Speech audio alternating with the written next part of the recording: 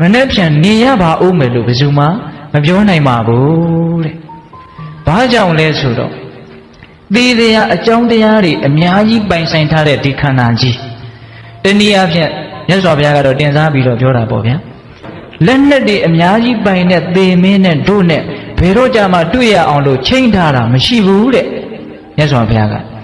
အဲ့တော့ဦးဇင်းတို့နားလည်အောင်ပြောရအောင်သေတရားအကြောင်းတရားတွေအများကြီးကိုရင်ဝယ်ပိုက်ထားတဲ့ဒီခန္ဓာကိုယ်ကြီးဖြစ်နေတဲ့အတွက်ကြောင့်အချိန်မရွေးသိနိုင်တယ်ဟုတ်လား